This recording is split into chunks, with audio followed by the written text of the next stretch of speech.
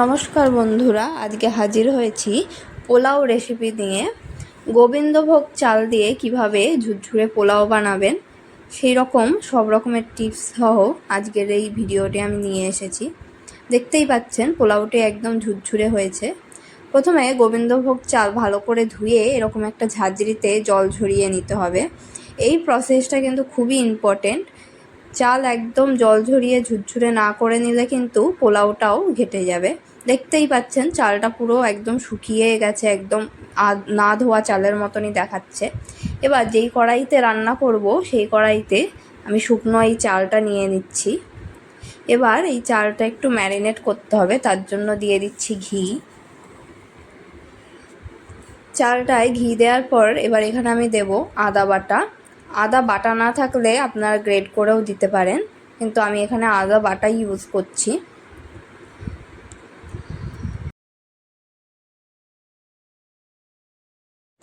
এরপর এতে দিয়ে দেব পরিমাণ মতো নুন। নুনটা আগের থেকে তো আন্দাজ করা যায় না, তাই একটু কম করেই দিচ্ছি। সাথে দিচ্ছি হলুদ। এখানে আমি কোনো ফুড কালার ইউজ করছি না, শুধু হলুদ দিয়ে দিচ্ছি। হলুদটা যদি স্কিপ করেন তাহলে এটা কিন্তু সাদা পোলাও হবে, হলুদটা নাও দিতে পারেন। এবার দিচ্ছি গরম মশলা গুঁড়ো। এই সব কিছু দিয়ে এটা ভালো করে মেখে নিতে হবে। ভালো করে মেখে নিতে হবে যাতে পুরো চালটার মধ্যে প্রত্যেকটা চালে ঘি আর মশলা লেগে যায়। এইভাবে ম্যারিনেট করে আধ ঘন্টা মতন মাখিয়ে রাখতে পারলে খুবই ভালো হয়। আধ ঘন্টা মাখিয়ে রাখার পর এবার আমি কড়াইটা গ্যাসে বসিয়ে নিচ্ছি, সাথে আমি কাজু কিশমিশও দিয়ে দিয়েছি। এবার এটাকে ভালো করে একটু ভেজে নিতে হবে। গ্যাসের আঁচ মিডিয়াম রেখে ভালো করে নেড়ে চেড়ে চালটা ভালো করে ভেজে নিতে হবে যাতে আদার কাঁচা গন্ধটা চলে যায়।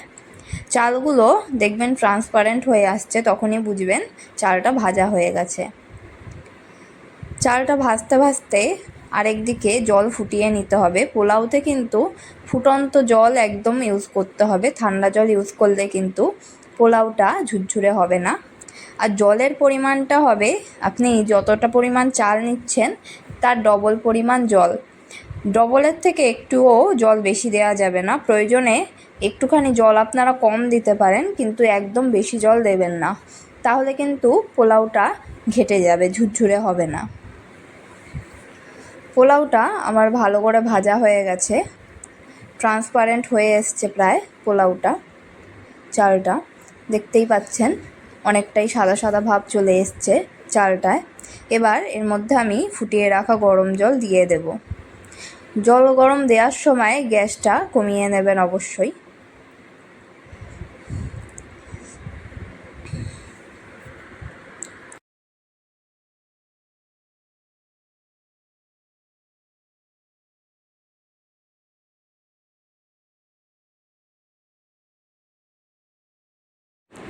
জলটা দেওয়ার পর ভালো করে এটা চালের সঙ্গে নাড়িয়ে নিয়ে তারপর এটা ঢাকনা দিয়ে দিতে হবে। আর গ্যাসের আঁচ কিন্তু একদম কমই রাখতে হবে। ঢাকনা দিয়ে দিলে কিন্তু চালটা ভালোভাবে এই অল্প জলেই সেদ্ধ হয়ে যাবে।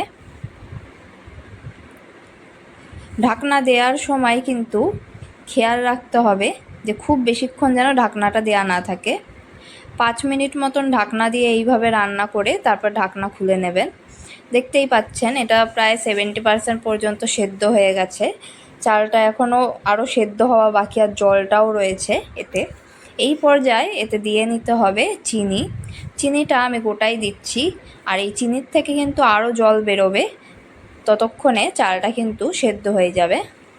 পোলাওতে চিনিটা একটু বেশি পরিমাণে লাগে, আপনারা আপনাদের যেরকম মিষ্টি চান সেরকম অনুযায়ী চিনি দিয়ে দেবেন। আর এই পর্যায়ে যদি পারেন টেস্ট করে একটু নুন দিয়ে নেবেন যদি নুন কম মনে হয়।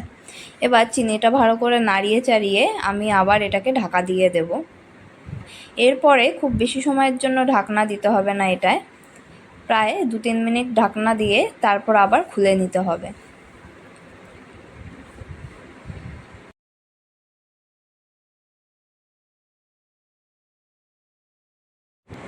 কিছুক্ষণ পর আমি আবার ঢাকনাটা খুলে নিয়েছি।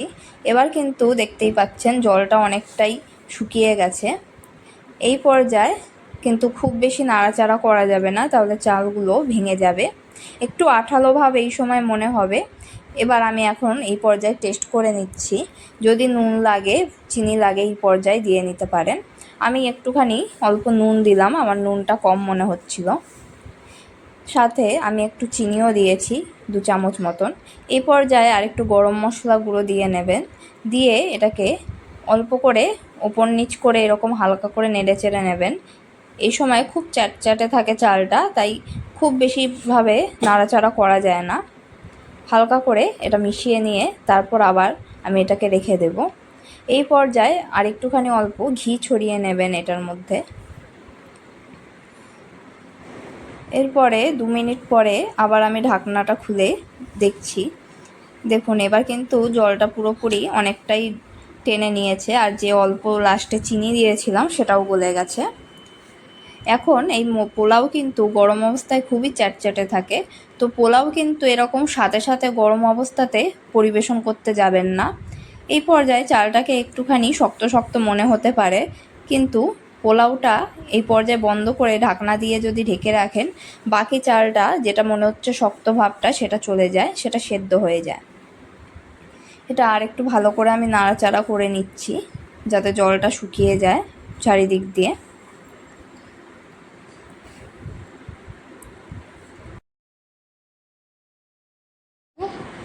এবার গ্যাসটা আমি অফ করে দিলাম। এবার এটা গ্যাস অফ করে ঢাকনাটা দিয়ে রেখে দিতে হবে। এই গরম গরম অবস্থায় কিন্তু পরিবেশন করবেন না। ঠান্ডা হওয়ার পরে প্রয়োজনে পোলাওটা আরেকবার গরম করে নেবেন। এই দেখুন ঠান্ডা হওয়ার পরে এই দলাগুলো পুরোপুরি ভেঙে নিতে পারবেন হাতার সাহায্যে। দেখতেই পাচ্ছেন প্রত্যেকটা চাল কি সুন্দর ঝুরঝুরে, একটার সঙ্গে আরেকটা লেগে নেই, একদম সুন্দর এরকম ঝুরঝুরে হয়ে গেছে। প্রয়োজনে গ্যাসে বা মাইক্রোওভেনে আরেকটু নাড়িয়ে গরম করে সার্ভ করতে পারেন পোলাও। এই পদ্ধতিতে পোলাও করে দেখবেন, আশা করি আপনাদের পোলাওও এরকম ঝুরঝুরে হবে। দেখা হবে পরের ভিডিওতে। আজকের ভিডিওটি আপনাদের কেমন লাগলো কমেন্টে অবশ্যই জানাবেন।